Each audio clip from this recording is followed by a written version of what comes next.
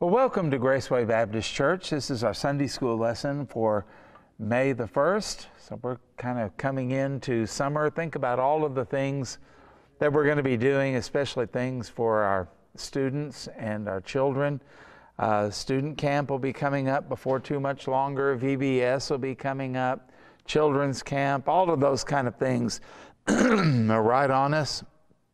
People taking vacations, so especially you teachers, if you are going to be out of town on vacation, and I hope you can be, make sure your class is covered in plenty of time so that the substitute will have time to study and be ready and pray and be prepared for your class, because this work that you do in teaching the Word of God is extremely important, and we don't ever want to take it for granted. And everybody in that class matters. Doesn't matter whether there's one or two in there or whether there's 15 or 20. They all matter, and they all deserve our best. And of course, it's supposed to be for the glory of God. So pray about these things. Make sure that things are covered, and make sure that during the summer giving stays up and attendance stays up, all of those kind of things. Contact your class members and check on them when they're gone, and if they're on vacation, let them know that they were missed.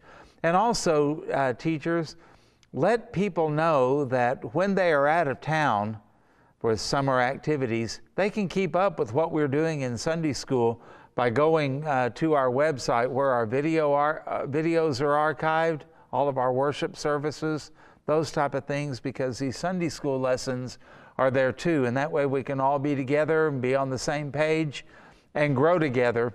And that's a wonderful, wonderful resource. So thank you for what you do. And for those of you who are watching because you had to miss Sunday school, thank you for doing that. I'm very grateful that you do those kind of things. And we will look forward to having a great summer here.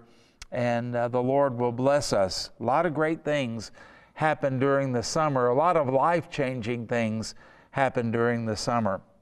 Well, getting back to our Sunday school lesson, we've been talking for several weeks now about the miracles of Jesus. And we've got another one that we're going to look at today, the feeding of the multitude. And we're going to go to the Gospel of John.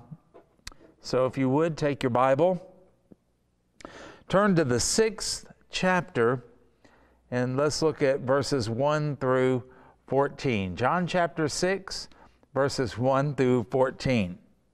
Scripture tells us, after these things, Jesus went over the Sea of Galilee, which is the Sea of Tiberias.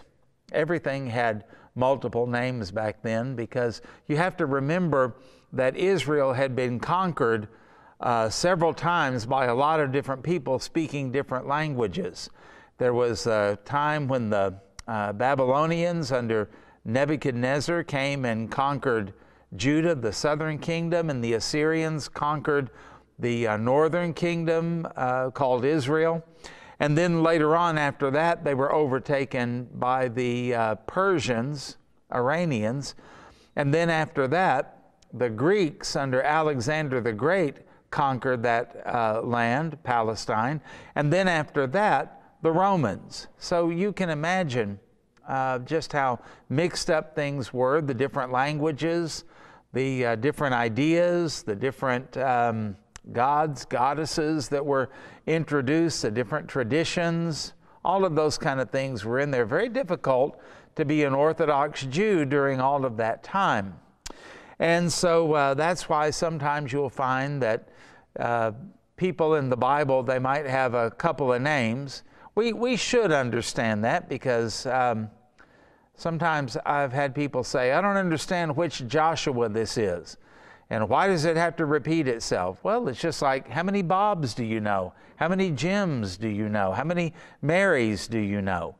And so we put a surname with them to kind of, keep them apart. We also have middle names, and sometimes that can be confusing. Is somebody going by their first name or by their middle name? And that would happen in the Scripture as well. And they would have names that corresponded to whoever was ruling over the nation at that time. Many people, many Jews, as well as many places, had a name that was a Jewish or Hebrew name, or that was a local name, or that was a name that was given by their conquerors. And even with that kind of stuff, just by illustration, when I lived out in Tuttle, nobody really knew the street names. As you would drive out of Tuttle and you would drive to the Tri-City area, there were different roads that were out there, and most people said, oh, it's out at the 6 Mile line. A lot of people didn't know that was Sarah Road. It had 2 names. 6 miles or Sarah Road, that type of thing. Well, that's what you find here. So it says Jesus went over the Sea of Galilee, which is the Sea of Tiberias, verse 2. Then a great multitude followed him because they saw his signs, which he performed for those who were diseased. And Jesus went up on the mountain, and there he sat with his disciples. Now the Passover, a feast of the Jews, was near. And then Jesus lifted up his eyes, and seeing a great multitude coming toward him, he said to Philip, "Where shall we buy bread that these may eat?" But this he said to test him. That's an important phrase, to test him, for he himself knew what he would do. I wonder how many times that happens in your life and my life. Verse 7, Philip answered him, 200 denarii worth of bread is not sufficient for them, that every one of them may have little. Verse 8, one of his disciples, Andrew, Simon Peter's brother, said to him, there is a lad here who has 5 barley loaves and 2 small fish, but what are they among so many? Then Jesus said, make the people sit down. Now there was much grass in the place, and the men sat down, in number about 5,000. And Jesus took the loaves the little boy had, and when he had given thanks, he distributed them to the disciples, and the disciples to those sitting down. And likewise of the fish, as much as they wanted. Isn't that amazing? Verse 12. So when they were filled, he said to his disciples, gather up the fragments that remain, so that nothing is lost. Don't be wasteful. And therefore they gathered them up and filled 12 baskets, one for each disciple, by the way, with the fragments of the 5 barley loaves, which were left over by those who had eaten. Then those men, when they had seen the sign that Jesus did, said, this is truly the prophet who is to come into the world. So when we look at this story and we kind of outline it so that we can remember it and digest it, and kind of like the bread and the fish, we break it up into pieces, don't we? First of all, let's talk about the crowds. The interest of the crowds, while it may appear, maybe from our standpoint, to be somewhat noble, these people wanted to be around Jesus and indeed did come to Jesus. And for some of them, this was not an easy thing to get to Jesus after he had crossed the Sea of Galilee. And yet they came, so we say, why did they come? Well, let's understand that their interest, according to the Lord, was somewhat superficial. At least that was the general idea. The general idea, the crowds were kind of fickle and they were superficial on things. Now, we don't fully understand this because in our day, we don't go to work for 8, 10, 12 hours a day just to have something to eat for that day. But back in the days of Jesus, that's exactly what they did. When the Apostle Paul said to the Thessalonian believers, talking about lazy believers who were sponging off of others, he said to them, if a man will not work, neither shall he eat. Now, that's not just Paul being harsh and cruel. That is the way things worked for the average person back in the Roman Empire, back in the 1st century. You worked all day just to have food for that particular day for yourself and for your family. And if you didn't work, you didn't eat. So all of these people that would come to hear Jesus, that would come to follow Jesus, the ones that were sincere about it were doing it to their own peril, I guess we would say, because to follow Jesus, to hear him speak, that was not just, oh, I think I'll take a day off, or I've got some vacation time coming, or something like that. That was unknown to people back then. And the only day they would have off in Israel would be, of course, the Sabbath day, and they would be worshiping the Lord and being with family on that day. And then it was resting up to get back to work, because on the next day, which would be Sunday, they had to work or their family didn't eat. That's how desperate the times were. That's how critical it was for all of them to work. So what do you think it would do to the average Joe? Remember, in those days, there really was not a middle class. You were either extremely rich or extremely poor. You were either a somebody or a nobody. What do you think it would do to these groups of people that the world would consider to be nobodies when they're destitute, and now they find out that they can eat and they can do something in this passage that probably rarely ever happened, and that is eat until they were full. Eat until they were full. A lot of times they would eat, and the bread that they would eat would be enough to keep them going and maybe to satisfy a stomach that is growling, but not enough to really be full. I wonder, as I read this, and there's no way to know, we just kind of have a little speculation, had they ever been full before? If they had, how often did it happen? Maybe on Passover? Maybe? I don't know. But it sure was a nice feeling now to have your belly absolutely full. And so the people were following Jesus because of what he could do for them. Now they knew he must be some sort of man of God. They didn't know what. They knew he must have some type of supernatural power. They had seen it. And by the way, keep in mind that when great multitudes like this would gather around Jesus, he did not have a PA system or anything like that. And so it's very possible that there was a group of people in that crowd that could not hear everything that he had said, but they could see the things that he did. And that would get their attention. He was a miracle worker. It's obvious that he is a miracle worker. In fact, in John chapter 3, even a highly educated and skilled religious leader, a Pharisee named Nicodemus, said to him, "We know that you are sent from God, for no one can do these things except that God is with him." And so people seeing that, they knew and they could watch this kind of stuff, and they wanted to see more of it, for one thing. But what are they going to do if following Jesus or going to where Jesus was meant that maybe they or their family did not eat? And so there's a little bit of superficiality about this, because Jesus goes over the Sea of Galilee, and he sees the multitude following him. Some of them doubtless were coming because of Passover, and some of them were just following him. They walked maybe around the sea where Jesus went straight across. But John chapter 6, verse 26 gives us a definitive answer. Jesus answered them, "Truly, truly, I say to you, you are seeking me, not because you saw signs," listen to this, "but because you ate your fill of the loaves." You know, when people get a good thing, hey, we might as well stick around because there might be more to come, and that's what they hope for.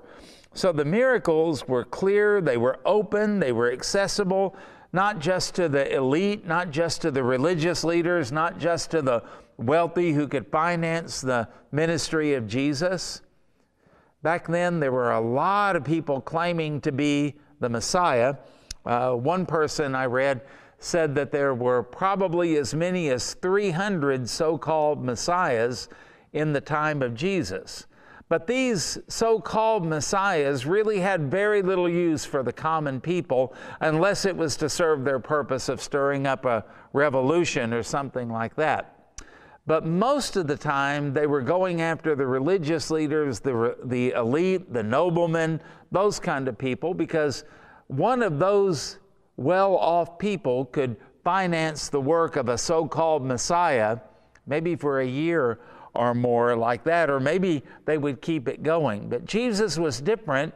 He didn't really need that, and he wasn't looking for that.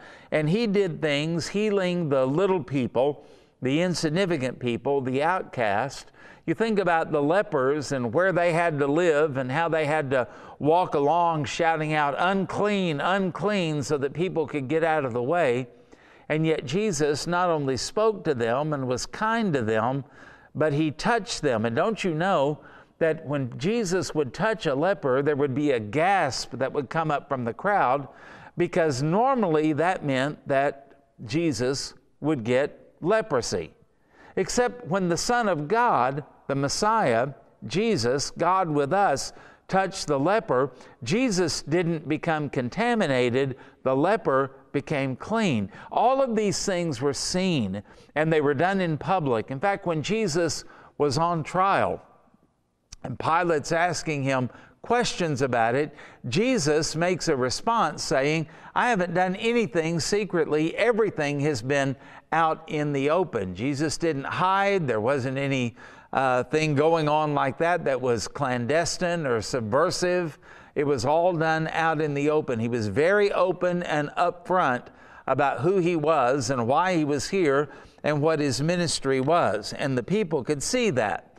And so they wanted to be around it, not necessarily because they were repenting of their sins and trusting in Jesus Christ as a Messiah, but because it was entertaining, it was a lot of fun, it was interesting, they were wondering what he was going to do next, and they got food without having to slave all day and toil in menial labor just for a little something that may or may not be adequate. Now, the miracles did have spiritual meaning. They were signs, but that's not really what a lot of these people were after. They were more after the food.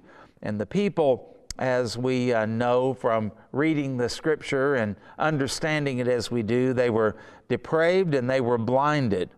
In John chapter 12, 37 through 43, it says, "Though he had done so many signs," that's an important word, signs of his messiahship, "before them, they still did not believe in him, so that the word spoken by the prophet Isaiah might be fulfilled." Ready for this? "Lord, who has believed what he heard from us, and to whom has the arm of the Lord been revealed? Therefore they could not believe. For again, Isaiah said, He, God, has blinded their eyes and hardened their heart, lest they see with their eyes and understand with their heart and turn, and I would heal them." Isaiah said these things because he saw his glory and spoke of him. Nevertheless, many, even of the authorities, believed in him, but for fear of the Pharisees, they did not confess it, so that they would not be put out of the synagogue, for they loved the glory or the praise that comes from man more than the glory that comes from God.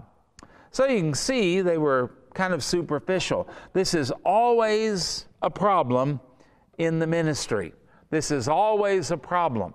We want to help people. We want to have compassion on people. That's what Jesus did, and we're commanded to do it. But sometimes we're quick to claim, oh, we had X number of converts and all of this stuff that God is doing.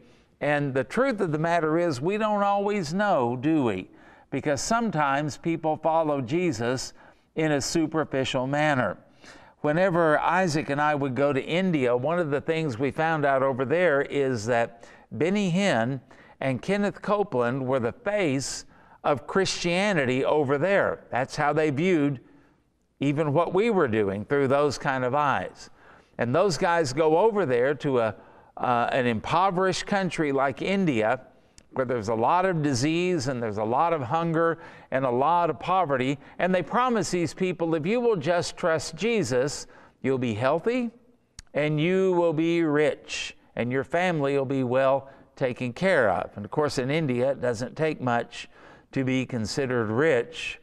Again, like in the first century that we talked about earlier, there's not really much of a middle class in India. It's either the well-off or the extremely poor. And if you've ever been like we have into some of the slums, I mean, it is really, really, really bad.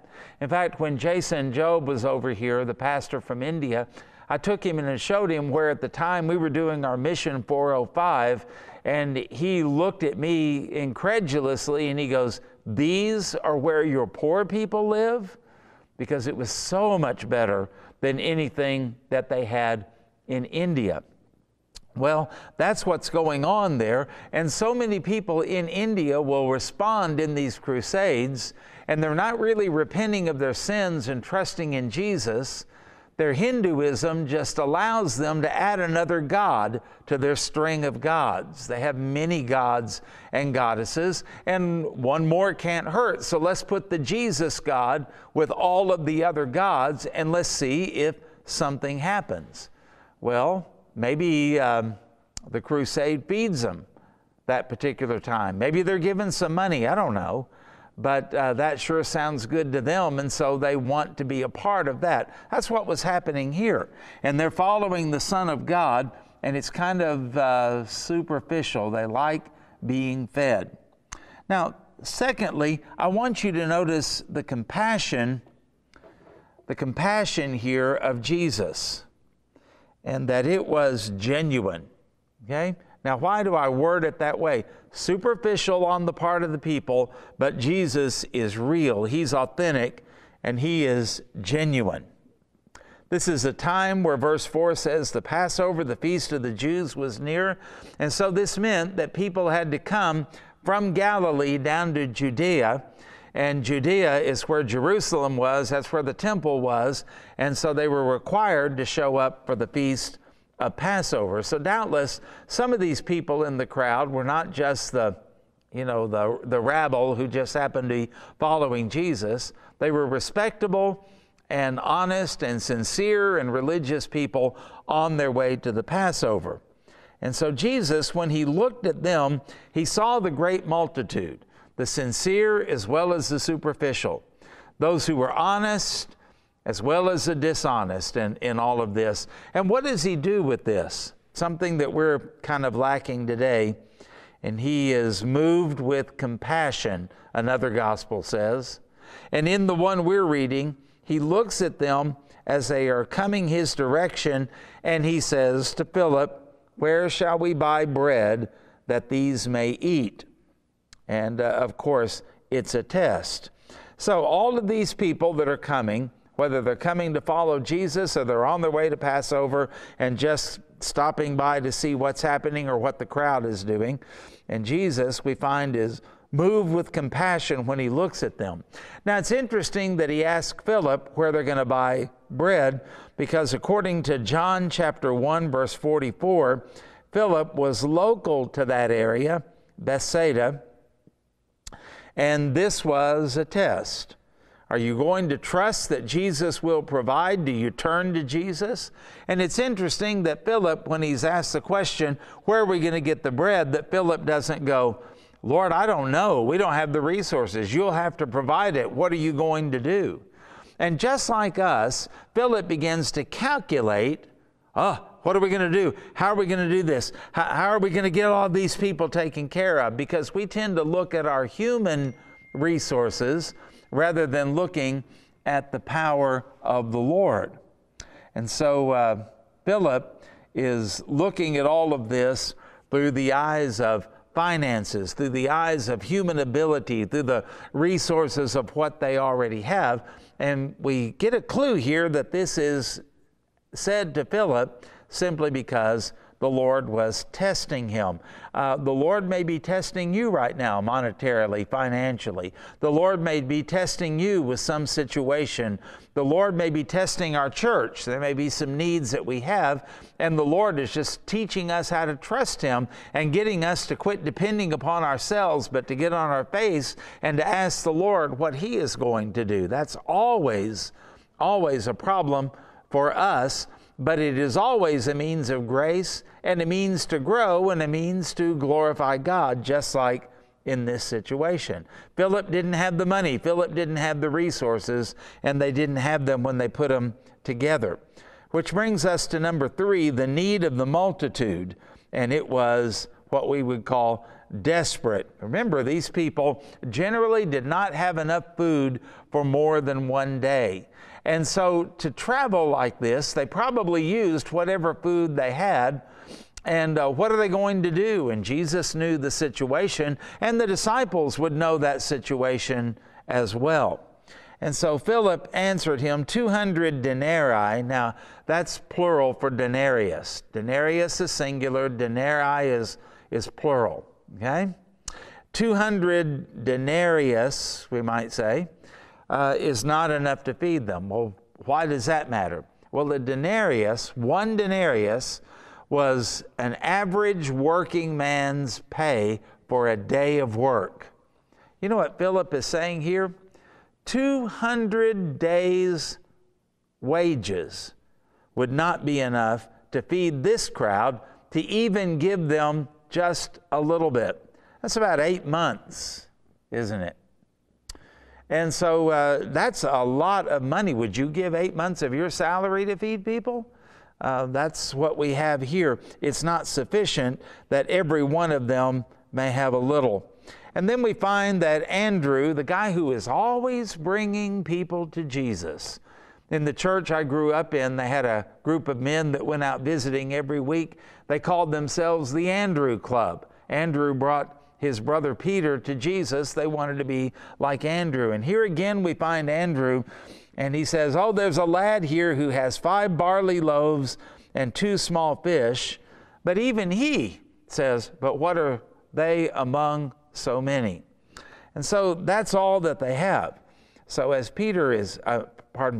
Philip is calculating all of this, and Andrew is bringing the boy to Jesus in his typical fashion, we find here that we look at the lunch, the resources they have, pretty meager. 5 loaves, 2 fishes. And even at that, we need to have a little better understanding, because, you could get a fish sandwich or something somewhere that might be pretty substantial, not this. Barley loaves were the bread of the poor. There just wasn't much to them, and they weren't all that satisfying. Nobody really wanted them. A barley loaf was the lunch, the food of a poor man. This boy came from a very poor family. And fish in those days, because of lack of refrigeration and all of that, was rarely ever fresh. But the Sea of Galilee swarmed with small, are you ready for this? Sardine-like fish. You ever seen a sardine? Sardine-like fish, which they would take and they would pickle them. They would preserve them. And that's probably what this lunch was. 5 little loaves of undesirable barley bread and a couple of little pickled fish the size of a sardine. And so this is pointed out for us because the people reading this originally would understand this is a huge, huge miracle, an unheard of, unprecedented thing. It's something of tremendous magnitude, and of course, as we've seen before, it was a sign of the deity and the messiahship of Christ. And so number 4, the power of Jesus was manifested. There's not enough there. If you put everybody's food together, whatever might have been left, there wouldn't have been enough to even touch the hunger or the needs of the crowd. And yet Jesus takes this boy's lunch, the 5 loaves and the 2 fishes, and we see his power, because in verse 10 it says, make the people sit down. He doesn't tell them why. Tells you something about them, doesn't it? And there was much grass in the place. And so the men sat down, in number about 5,000. Now understand, that doesn't count women or children. That's just the men. Okay, it's the way they did it back then. And Jesus took the pieces, and when he had given thanks, distributed them to the disciples, and the disciples then distributed to those who were sitting down, and likewise of the fish, as much as they wanted. How did that happen? They just kept dividing it, and they kept dividing it, and they kept dividing it, and they kept dividing it. And I suppose, had there been enough people there to break it off and give it to, they could still be doing it today. This was an unlimited thing, because you see the limitation of humanity. It's always this way. Jesus told us that the flesh profits nothing, and apart from me, you can do nothing. But when you see the limitless power of God, that ought to increase our faith and build our faith in all of this, because out of little, the old song says, little is much when God is in it, and that is true. And so they ate as much as they wanted. And so when they were filled, he told the disciples, gather up the fragments, the leftovers that remain, and there were 12 baskets that were filled with the fragments of the 5 barley loaves and the fish which they had eaten. So when you think about this crowd, it's an enormous crowd, 5,000 men plus women and children, and people then tended to have multiples of children. This could be like 20,000 people plus, depending on how many children there were. If each man had a wife, and then out of them they had at least 2 or 3 or more children, I mean, this is a big, big number. And one writer said that Jesus' prayer was likely the typical Jewish blessing of that day. Blessed art thou, O Lord our God, who causest to come forth bread from the earth. It was probably a very simple prayer, and probably one that they all said and they all were familiar with. And then, man, something tremendous happens when Jesus begins to break the bread. And I would like to just stop here for a second and say there's something very wonderful that happens when things get broken in the hands of Jesus. And that's why the Lord in Psalm 51 doesn't despise a broken heart. Do you have a broken heart? Do you have a broken life? Have you come to the end of yourself? You think that that makes you unusable, and I'll say to you, that's exactly where you need to be to see the power of God. Jesus does special things with what he breaks. The fragments, where'd they get the fragments? Well, the Jews in Jesus' day would leave good-sized pieces for those who served. You ever left a tip at a restaurant? Well, they didn't have money, so what they would do when they got through with their food, if there was a servant who had helped them, they would leave him a quarter of the sandwich or something like that that had not been eaten, and that was considered good manners. That was considered rude not to do it. Well, that's where the fragments were. The people there, all of these perhaps 20,000 people, left something behind of what they had eaten. And so when the disciples picked it up, what do? They fill 12 baskets with all of this.